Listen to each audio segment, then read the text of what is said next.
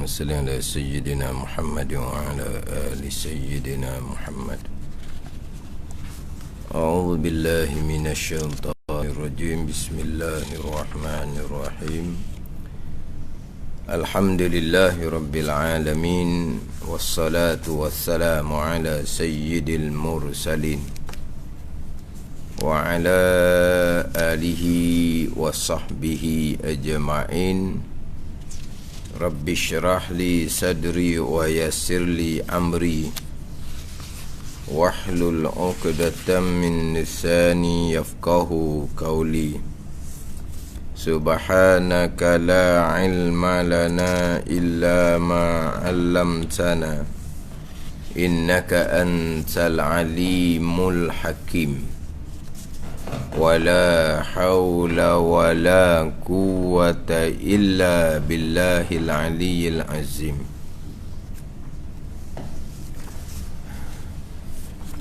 Kitab Hidayatus Sibyan, muka surat 10, baris bawah sekali. Muka surat 10, baris bawah sekali.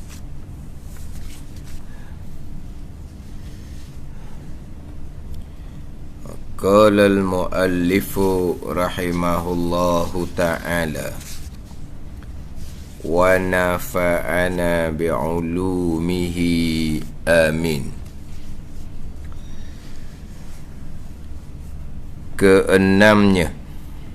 Keenam daripada 11 perkara yang diharamkan atas orang yang haid dan nifas. Keenam daripada 11 perkara yang diharamkan atas orang yang haid dan nifas masuk ke dalam masjid jika takut menitik darahnya, darah haid dan darah nifas. Masuk ke dalam masjid jika takut menitik darahnya, darah haid ataupun darah nifas. Jadi ayat kitab ni masuk ke dalam masjid. Masuk ke dalam masjid ni yakni melintasi masjid. Ubur dia panggil. Ubur ni melintasi masjid dengan bahawa masuk melalui satu pintu, kemudian keluar melalui pintu yang lain. Itu dia panggil ubur. Ubur ni melintasi masjid. Yang mana melintasi masjid orang yang berjunub dalam mazhab Syafi'i kita tidak diharamkan. Melintasi masjid dalam mazhab Syafi'i, dalam mazhab Hambali, itu tidak diharamkan, hak melintasi masjid.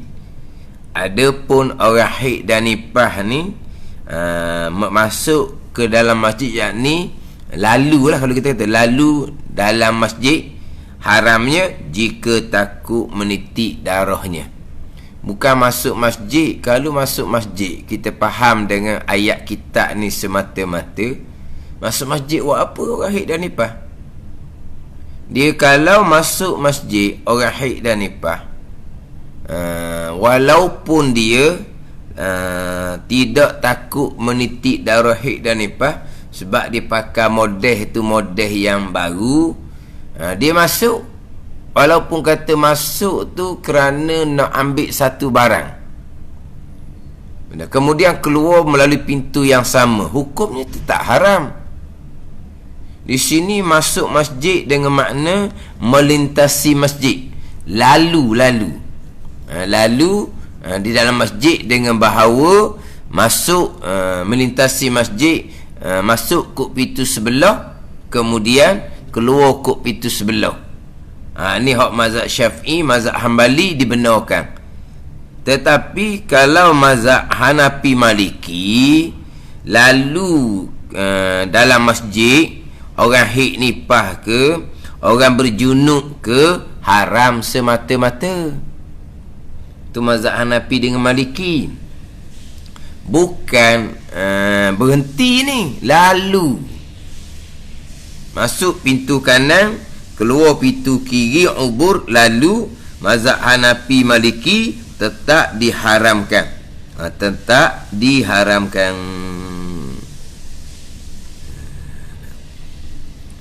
Jadi hok dalam ayat tu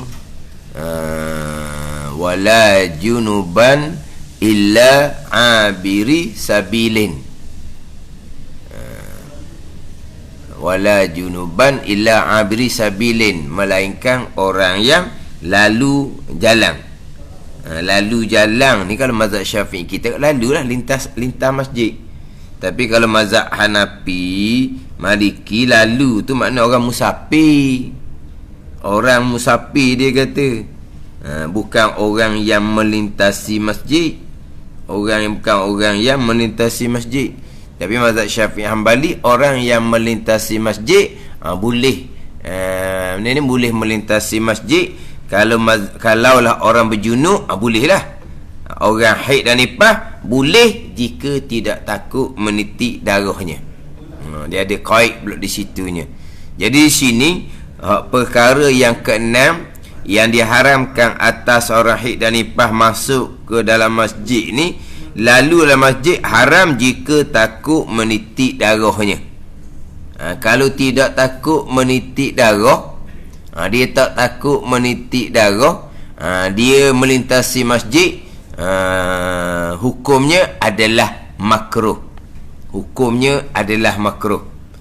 Orang berjunuk melintasi masjid, jikalau ada hajah, jikalau ada kerana, tidak makruh melintasi masjid. Orang haid dan nifas melintasi masjid walaupun ada kerana, walaupun ada hajah, dalam keadaan tidak takut menitik darah, walaupun ada kerana, hukumnya makruh. Adapun orang junuk, kalau dia melintasi masjid ada kerana, tidak makruh, hanya khilaful aula. Sebab hadas junub hadas besar, hadas haid nifas hadas besar, tapi lebih keras hadas haid dan nifas. Apa tu? Sebab itulah kalau orang berjunub melintasi masjid ada kerana ada hajat. Sebab apa? Sebab kalau pusing masjid jadi jauh. Kalau melintasi masjid dia shortcut dekat sikit, tak makruh.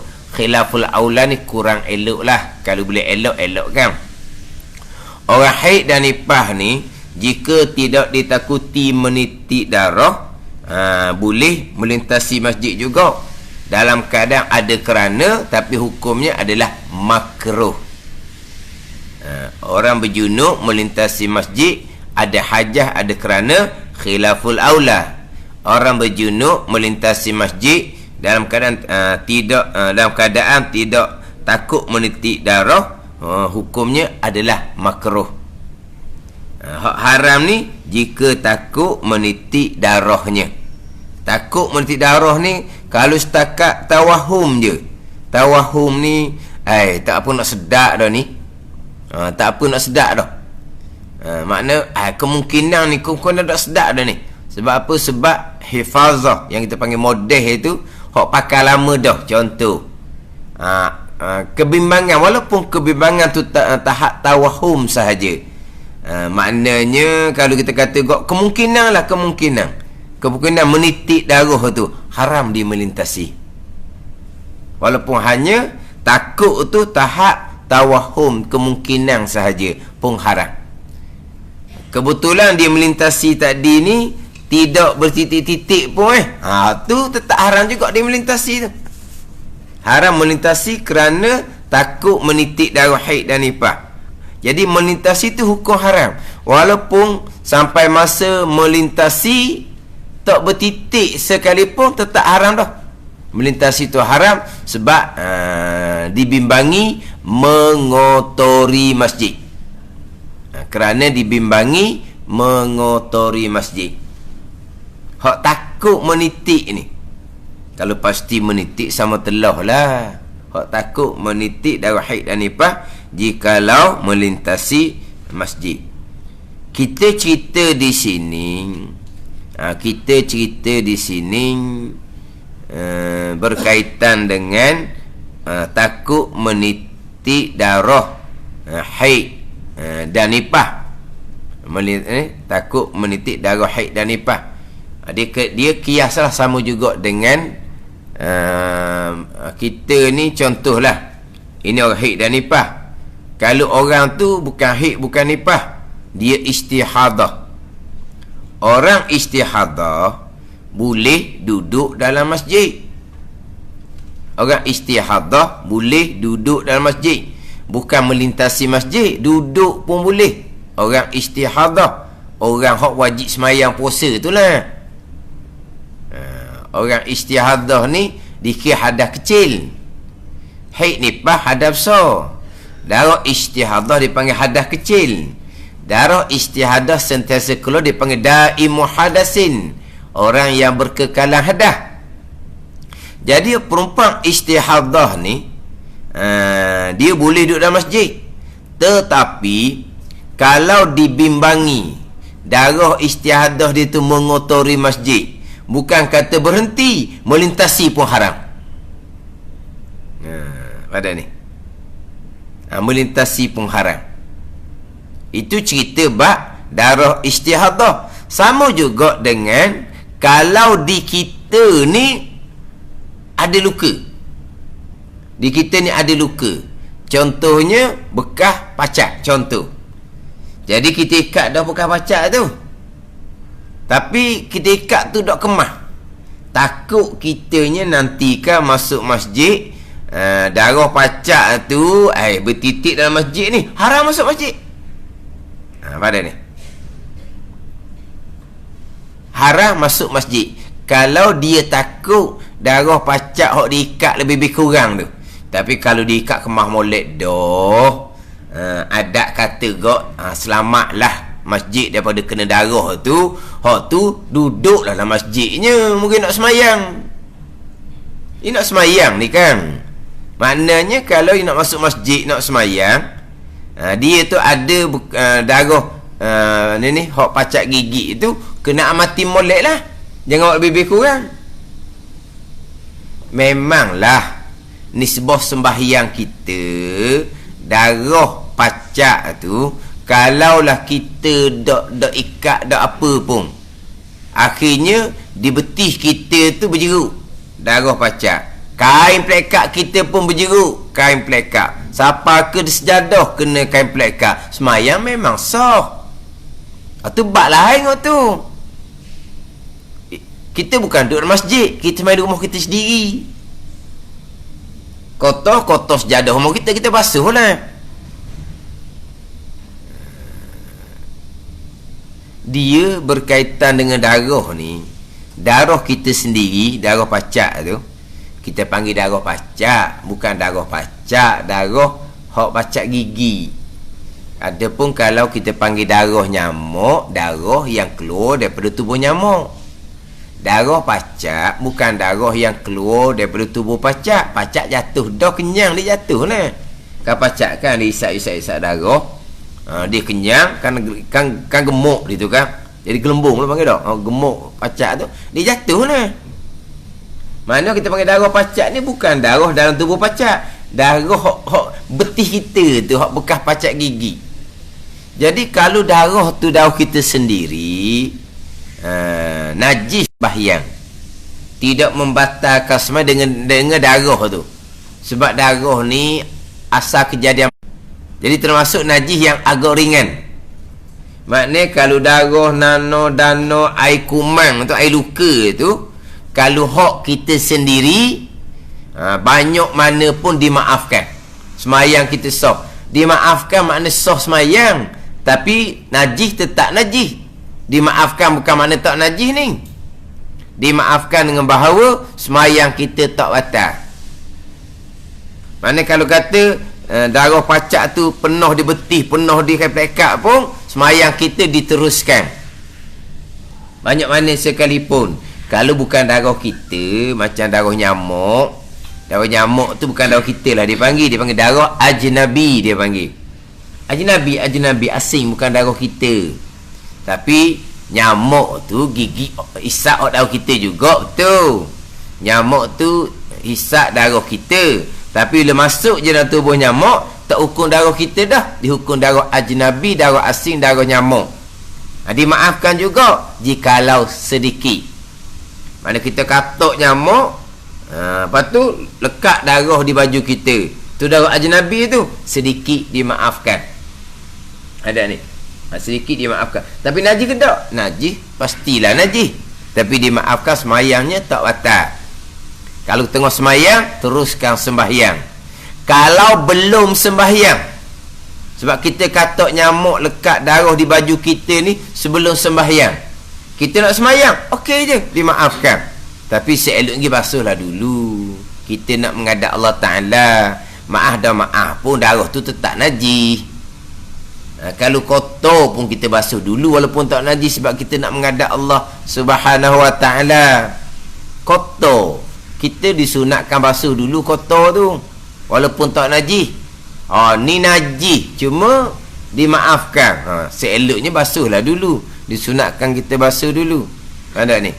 Tapi kalau darah kita sendiri, darah pacak, banyak mana pun dimaafkan.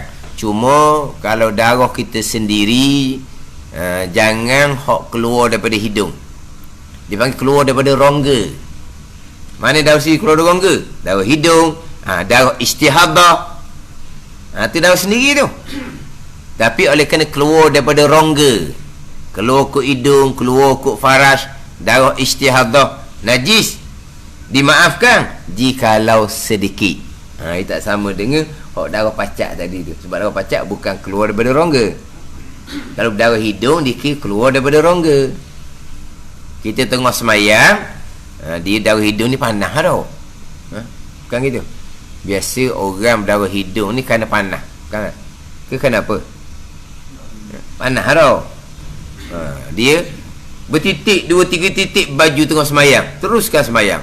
Tapi kalau tubik keluar berjeruk, berhenti lah. Sebab apa? Bila banyak, tak dimaafkan lagi, semayang kita sudah batal. Kalau setakat 2-3 titik itu, tak sudah berhenti lah. Sebab masih lagi dimaafkan, kerana masih lagi sedikit. Kan darah kita sendiri kan, banyak mana pun maaf, hak bukan keluar daripada rongga. Keluar dari rongga, dimaafkan jikalau sedikit. Jadi kita bicara hak tadi, darah pacak tadi ni, hak di semayang kita. Tapi kalau kita nak masuk masjid, tu bicara hukum lain. Mana kita nak masuk masjid, kalau kita sedar dah kita ni ada bekas pacak, nak masuk masjid, kena tutup molek. Kena tutup molek. Mana kalau kata ikat molek, maknanya di hati kita pasti tidak mengotori, barulah kita boleh masuk masjid sembahyang. Tapi kalau kita rasa tak sedap, tak apa nak sedap ni, ditakuti darah pacak tu akan bertitik dalam masjid, maka haram kita masuk masjid. Haram juga tu. Walaupun sampai masa kebetulan tak bertitik pun, itu cerita kemudian. Kita masuk tu haram. Kita masuk juga, tiba-tiba bertitik dalam masjid, wajib kita sucikan segera. Pada ni, wajib kita sucikan segera. Jadi orang kata darah pacak banyak mana pun semayang dimaafkan, itu bicara lain. Hal ni kita bicara untuk pelihara masjid daripada kena najis. Pelihara masjid daripada kena najis. Mana orang istihadah boleh duduk dalam masjid, dia wajib semayang. Tapi tengok dulu, boleh duduk pun. Hak ditutup dengan model tu, hak baru ke hak lama? Hak lama. Nanti kan rejak kan? Rejak ke tak? Rejak. Tiba-tiba tengok basah di kapek tu. Mana puasa dah sedap dah ni puasa ni. Sebab lama dah model ni. Takut dah rejak kan? Dia diharamkan masuk masjid. Ada ni. Mana kita wajib kena pelihara masjid daripada kena najis. Dibimbangi kita menajiskan masjid, maka diharamkan kita masuk. Hak haid nifas ni dia hanya melintasi, dia berhenti dalam masjid, kita maklum tak boleh. Ada ni melintasi masjid, kita maklum lah tak boleh. Berhentinya melintasi, masuk pintu kanan, keluar pintu kiri. Hajahnya kenapa? Kerana nak shortcut. Kalau pusing kat belakang kau, masjidnya besar luar, lenguh juga pusing kat belakang, ada hajah. Maka melintasi itu, jikalau tidak takut mengotori, maka tidak diharamkan, cuma makruh sahaja. Tapi kalau melintasi takut menitik darah, haram melintasi itu. Adapun orang istihadah, dia boleh duduk dalam masjid, tetapi jika takut menitik darah istihadah tu, haram juga dia masuk masjid. Kita pergi pada masalah orang berdarah, darah nyamuk, sama lah juga. Sama juga kalau orang tu kita kata dia dedah, kecing dedah. Dia kecing dedah ni, dia pakarlah. Dia pakar untuk pastikan air kencing dedah tu tidak tak kelain lah, kita kata. Rejak memang tak rejak, cuma dia tak boleh najis tu mana meluah. Orang dedah. Dia orang dedah ni, kalau dalam kitab kau dia ajar kain tu suruh buat 4 dahak, buat cawak. Boleh nak ayah gitu dah. Dah kitab dia ajar belaka. Lepas tu dia kata janganlah pula orang dedah ni kerak batang buluh, pergi sakuk di situ, lepas tu titik dalam tu. Haram, tak boleh. Kalau kita kau ambil plastik, plastik gantung, lepas tu yang kecil tu titik dalam plastik, haram. Dia nak wis sekali je, kena tutup, bukan renggang gitu. Kalau masuk buluh, di titik buluh tu renggang tu. Kalau pakai plastik pula renggang. Dia nak wis tutup ni. Kalau dulu kau pakai cawak lah, dia ajar dalam kitab, kain tu buat 4 segi tu, buat tarik tu, lepas tu masuk cawak tu. Cakap gitu lah. Kalau sekarang ni macam mana? Kalau orang kecil dedah, pakai model kau? Pakai model? Pakai paper?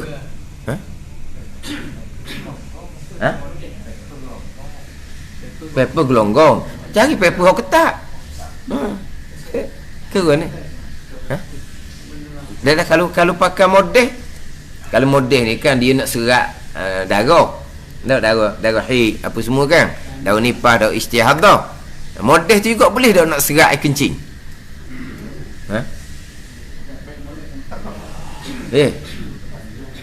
Sebab air kencing ni kalau dedah ni keluar dia tu agak tu sikit tu. Orang haid nifas ni tak banyak mana. Kalau dah pekak mula-mula ya banyak sikit.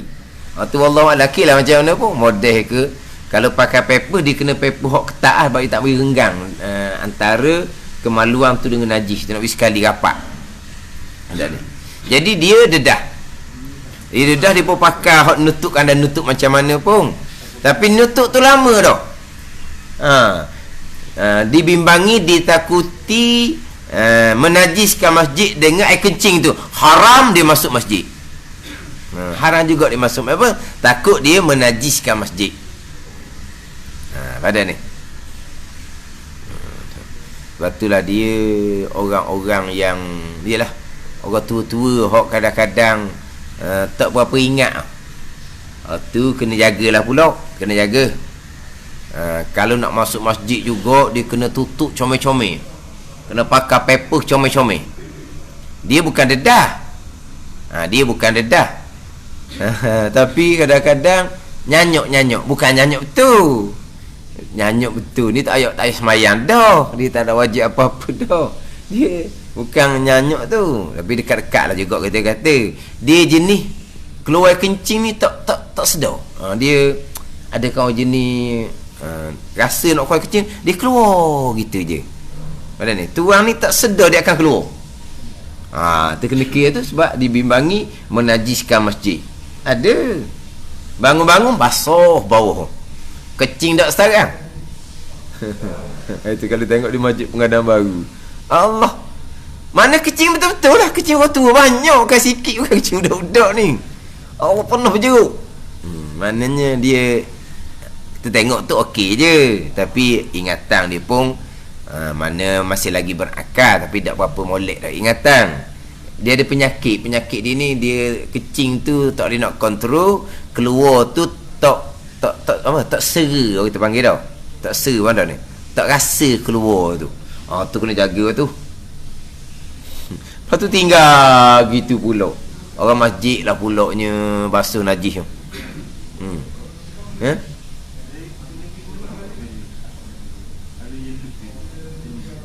Nak pergi masjid gilah, tapi kena pakai alat keselamatan lah. Alat keselamatan. Orang kena pakai model. Bukan dia sama-sama gitu. Kalau dia gitu sama-sama tak gilah pula. Kalau sama-sama gitu tak gi. Hak berlaku jarang-jarang tu kata kena pakailah molek. Menuju juga masjid Pengadang Baru tu, dia ada vacuum besar. Mana dia basuh pasal kecing tu, dia sedut malah, dia sedut semua, sedut. Mana besar sungguh vacuum dia. Tak ada masjid lain rasanya. Dia boleh sedut balik dia basuh tu kering. Lepas tu dia basuh pula, basuh, dia sedut pula. Dia sedut. Lepas dia basuh, dia sedut pula. Mana kalau masjid-masjid molek macam vacuum besar gitu. Berapa harga tak tahu, besar sungguh lah. Dia sedut tu memang kering. Tak tahu lah. Saya dah je tengok, tu kali tengok. Allah, besarnya vacuum dia. Tapi mana dia kata dia basuh kan. Basuh gitu tu nanti macam mana nak kering tu. Tak apa kata dia. Tu baik vacuum Allah. Besar. Lepas tu dia sedut tu memang kering lah kita kata. Kering. Lepas tu dia basuh pula. Air masuk pula dah. Dia sedut pula. Lepas tu dia basuh pula, dia sedut pula. Tu dia masjid Pengadang Baru. Okey lagi tu. Dia nak ceritanya kalaulah, tapi lepas tu tak nampak lah. Pocik itu mungkin dia uzur lah ke macam mana. Boleh je mari masjid, bukan tak boleh. Tapi kena pakam molek. Pakam molek. Ada apa-apalah. Maknanya kita tak bimbang dah mengotori masjid. Masuklah. Hak tak boleh ni hak ditakuti mengotori masjid. Mana? Tadilah contoh kalau kita orang dedah, kita pakai paper tu, paper hak lama dah. Jadi lama dah duk pakai. Tu jangan masuklah. Sebab apa? Ditakuti ni. Ditakuti pun haram dah masuk masjid. Sebab apa? Sebab takut mengotori masjid. Ni cerita hak berkaitan dengan masuk masjid bagi orang haid dan nifas haram jika takut menitik darahnya. Ketujuh daripada 11 perkara yang diharamkan atas orang yang haid dan nifas, berhenti dalam masjid. Haram berhenti dalam masjid. Berhenti ni macam orang berjunuk lah. Walaupun berhenti tu dalam keadaan berdiri sekalipun, berhenti. Contoh kita sebut tadi kan, kalau orang haid dan nifas boleh melintasi masjid, masuk pintu kanan, keluar pintu kiri, jikalau tidak takut menitik darah. Tiba-tiba dia melintasi, lepas tu dia tengok ada khok comel ke apa dalam masjid, dia pun stop sekejap. Dia berhenti sekejap, tapi bukan duduk. Berhenti dalam keadaan berdiri, hukumnya adalah haram. Dia tak boleh berhenti. Bukan duduk ni, berhenti dalam berdiri sekalipun, hukumnya adalah haram. Sama telah duduk, berhenti dalam keadaan berdiri pun hukumnya adalah haram. Dia kena melintasi betul-betul. Masa melintasi itu adakah diwajibkan berjalan tu dengan berjalan laju? Tak. Dia panggil berjalan alal adah. Berjalan macam kita duduk jalan sama-sama tu lah, jalan biasa. Bukan kata kena berjalan yang agak kena laju ke, tak. Jalan biasa. Tapi jangan berhenti. Bila berhenti saja, hukum adalah haram.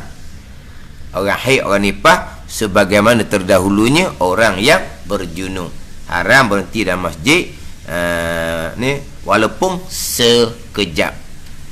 Dan termasuk berhenti masjid juga berulang alik masjid, macam sebut tadilah. masuk satu pintu, keluar pintu yang sama, masuk kena ambil barang tu tak berhenti tu. Kalau kita kata masuk tu kok pegang barang terus berjalan, tak berhenti, sama je, dihukumkan berhenti.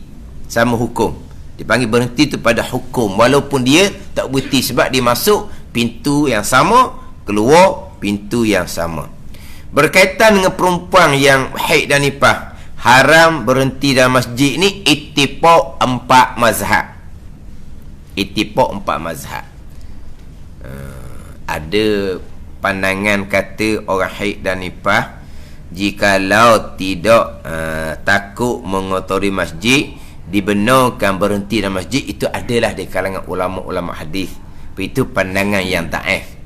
Itu pandangan yang dhaif. Keempat mazhab, mazhab Hanafi, Maliki, Syafi'i, Hambali, perempuan haid nifas haram berhenti dalam masjid, walaupun tidak takut mengotori masjid sekalipun. Dia bukan masalah darah tu ditakuti mengotori masjid ataupun tidak. Dia haram kerana dia berhadas besar. Macam contoh, orang berjunuk, ada mengotori apa masjid? Orang berjunuk ada titik apa? Tak ada, tapi haram orang berjunuk berhenti dalam masjid. Kenapa? Kerana junuk dia tu, kerana hadas besar dia. Hak Nabi kata, la uhillul masjida li haidin wala junubin. Tidak aku halalkan akan masjid bagi orang haid, dan tidak aku halalkan akan masjid bagi orang berjunub. Itu hadis yang terang. Tapi memang ada pandangan. Pandangan tu pandangan dhaif lah.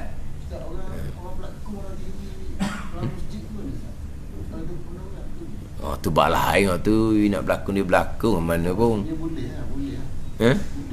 Tengoklah pula lakonan tu lakonan apa, tu bak lain pula. Kalau lakonan benda molek tak ada masalah. Jadi bukan masalah kata orang haid dan nifas takut mengotori masjid barulah haram. Dah orang berjunuk haram juga, tak ada mengotori apa pun. Ke orang zaman dulu ni, orang haid dan nifas ni dia berjalan bertitik darah gitu. Orang zaman dulu tu tak ada model-model tu. Mana kalau lah balik rumah orang puan tak ada, pergi mana orang puan ni, tengok darah tu titik berhenti mana, gitu ingat. Orang dulu pun jangan awak komang sangat orang dulu. Mereka pakai cawak kemah molek juga. Kemah molek juga. Dia kata sekarang lain, dulu lain. Dulu tidak boleh jamin. Orang haid nifas masuk masjid ni tidak mengotori masjid. Kalau orang dulu dia kata, orang sekarang ni boleh jamin, sebab dia model sekarang ni model moden. Lagi kot tu. Maka tak apalah berhenti dalam masjid. Kita bukan masalah darah tu, masalah dia berhadas besar. Tak ni lah orang berjunuk, ada apa dia? Ada kotoran apa dia orang berjunuk? Tak ada. Tapi kenapa haram berhenti dalam masjid? Kerana dia berjunuk berhadas besar. Bukan kerana ada sesuatu yang kotor, yang najis di tubuh dia, bukan. Sama juga macam orang haid dan nifas. Orang haid tu kering dah haid, tak ada dah kering dah, tapi dia belum lagi mandi pun haram juga berhenti dalam masjid, walaupun haid dia sudah kering sekalipun. Kan haid dia kering dah, tapi tak mandi lagi, boleh tak masuk masjid? Haram. Tak ada dah, dia punya darah haram kerana dia berhadas besar, dia belum mandi lagi. Bukan kerana darah tu semata-mata, tapi memang adalah pandangan tu. Tapi pandangan tu pandangan dhaif, yang menyalahi keempat mazhab tu lah. Cuma saya sebenarnya pernah sebut lah, kadang-kadang saya pun tak berapa nekang mana lah, tak berapa tekan mana.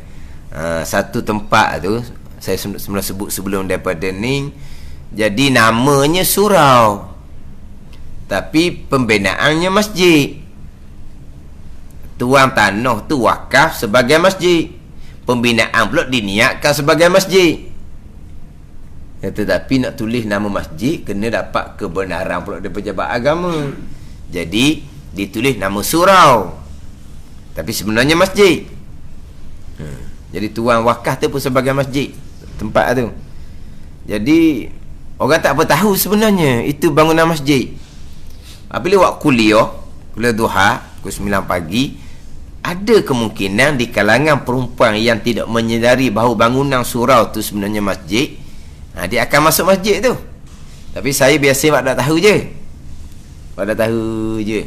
Macam mana kalau dia, tak apalah, ada pandangan tu. Bukan saja-saja ni.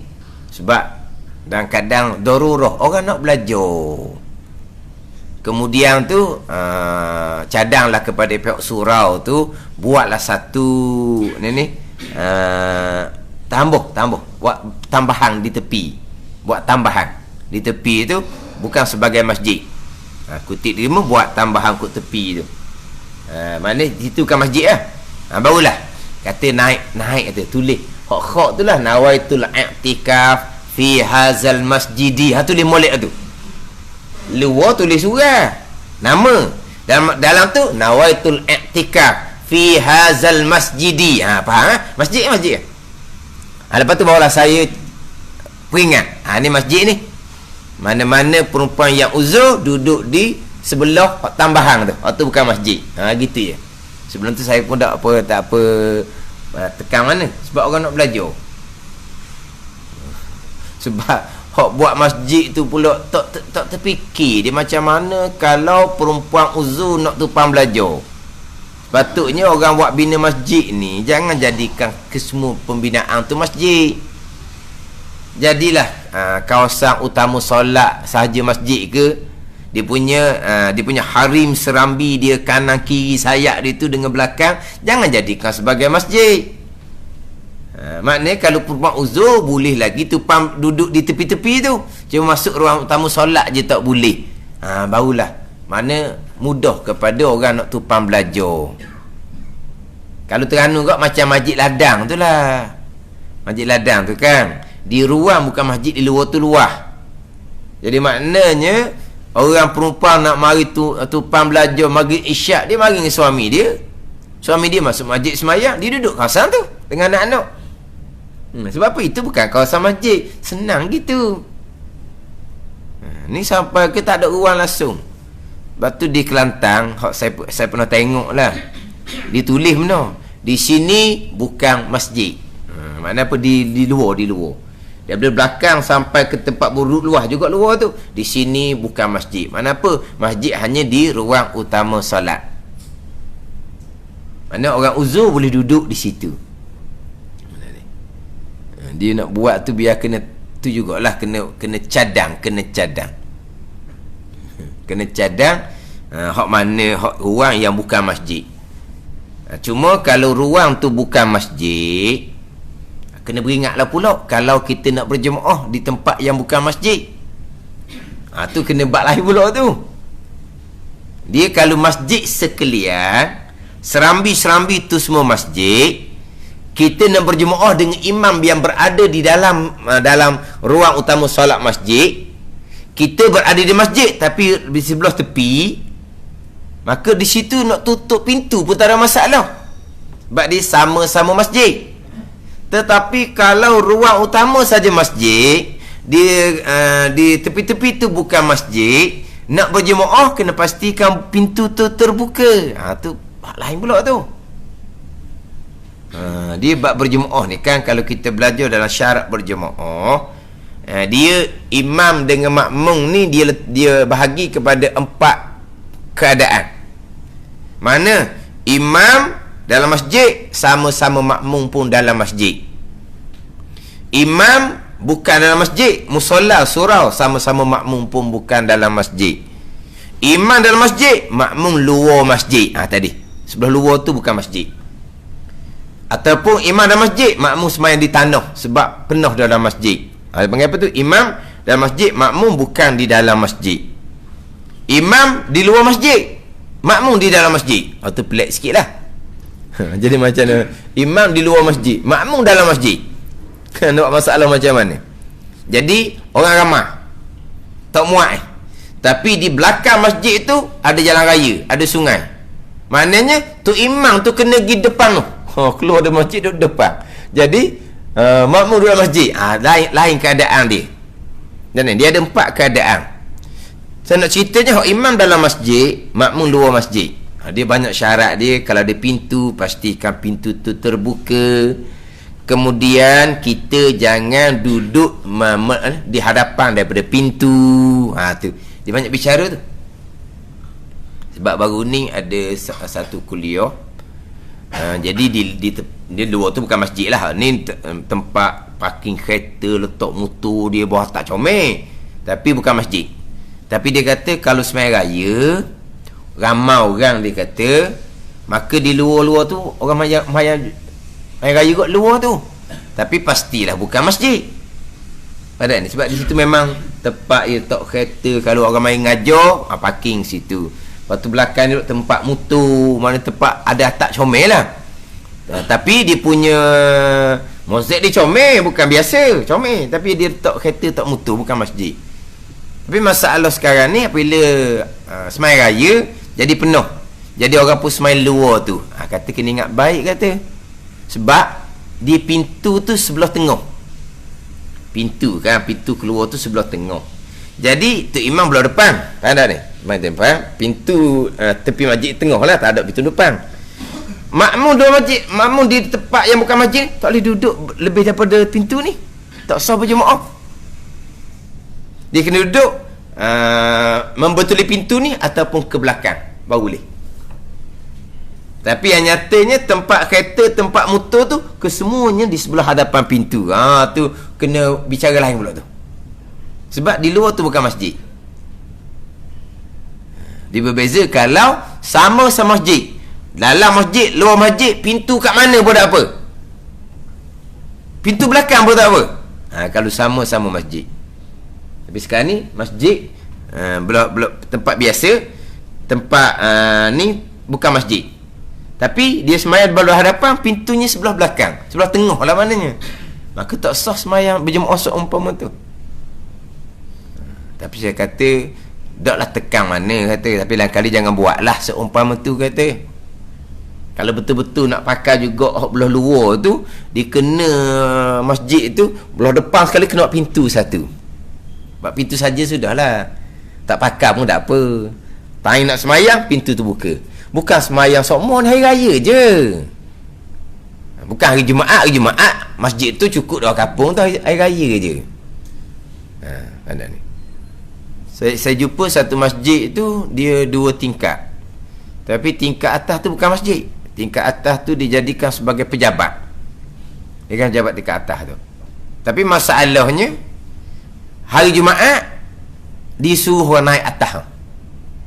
Tapi tingkat atas tu dengan Tok Imam dia boleh nampak dia ada tingkat lah, tak ada pintu. Ada tingkat antara tingkat atas dengan imam, dia boleh nampak. Saya tak tanya benda gitu. Tapi satu kuliah tu mereka tanya. Macam mana dia kata hari Jumaat oleh kerana ruang bawah, tingkat bawah masjid ni penuh, jadi kita suruh makmum naik atas. Ditunjuk dah atas tu masjid ke tak? Tidak. Itu ruang pejabat. Jadi macam mana nak orang atas tu nak ikut imam kalau dia bukan masjid? Berarti maksudnya imam dalam masjid, makmum di luar masjid. Nak berjemaah makmum hok dalam pejabat tu, syaratnya sebelah hadapan tu kena buat tangga. Buat pintu dan buat tangga baru boleh berjemaah. Kalau tangga sebelah belakang tak boleh. Tidak sah berjemaah dan tidak sah sembahyang makmum hok ada di atas. Kalau 2 tingkat tu masjid, tu tangga di mana pun tak apa. Tangga belah belakang pun tak apa. Kalau sama-sama masjid. Tu kena ngaji bab kedudukan imam dengan makmum ni sama-sama dalam masjid, sama-sama bukan masjid, ataupun tu imam dalam masjid, makmum bukan dalam masjid. Dia panjang pembicaraan syarat dia pula. Jadi makna kalaulah pihak berkenaan tu dia ruang luar tu tak jadikan sebagai masjid, tapi nak berjemaah dengan tok imam di dalam masjid, kena pastikan ada pintu antara luar dengan dalam ni. Pastikan pintu tu jangan sebelah hadapan daripada sebelah belakang daripada makmum. Pada ni kita kata bangunan, mana tepi tu sama je, sama depan je dengan hak masjid sungguh. Jadi tok imam duduk tempat dia, dia kena ada pintu dia depan sekali, ruang-ruang depan kena ada pintu. Kalau pintu ada di tengah, luar ni bukan masjid, sebelah hadapan ni tak boleh duduk makmum.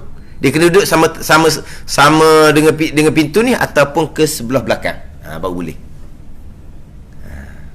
Kalau ruang harim tepi masjid tu bukan masjid, kena kira tu pula.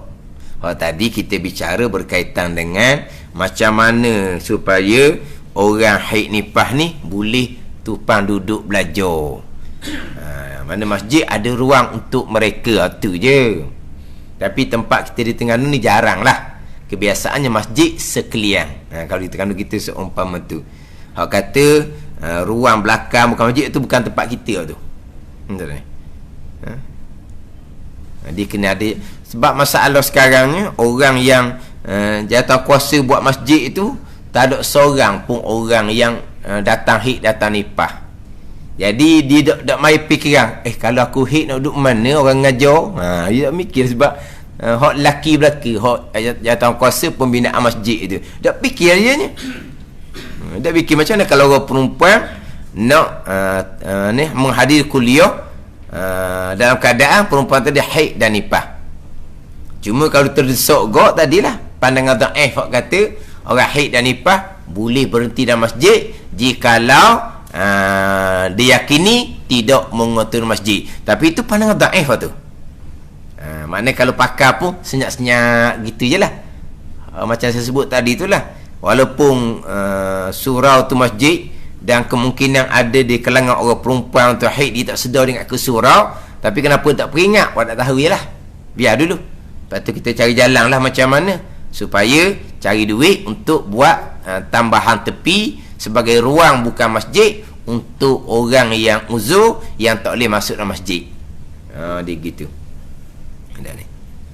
Ittifaq 4 mazhab, orang haid, orang nifas, orang berjunub haram berhenti di dalam masjid. Bukan mazhab Hanafi, Maliki bukan berhenti dalam masjid, bahkan melintasi masjid, pintu kanan, pintu kiri, orang berjunub ke, orang haid ke, orang nifas ke, haram melintasi. Kita mazhab Hanafi, mazhab Syafi'i dengan Hanbali boleh melintasi masjid. Mazhab Hanafi, Maliki bukan kata berhenti, melintasi masjid pun diharamkan lagi. Maknanya itu keempat mazhab. Orang haid, orang nifas sama macam orang berjunub diharamkan berhenti di dalam masjid. Kedelapannya puasa mutlaqan, yakni sama ada puasa fardu ataupun puasa sunat. Wallahu a'lam. Bismillahirrahmanirrahim. Alhamdulillahirabbil alamin. Wassalatu wassalamu ala sayyidil mursalin wa ala alihi wa sahbihi ajma'in. Allahumma iftah alaina futuhal arifin. Allahumma allimna ilma aqdamin wa fahimna famas sabiqin warzuqna ruqat talibin. Allahumma zidna ilman wa alhiqna bis salihin. Wa sallallahu ala sayyidina Muhammadin wa ala alihi wa sahbihi wa sallam. Walhamdulillahi rabbil alamin.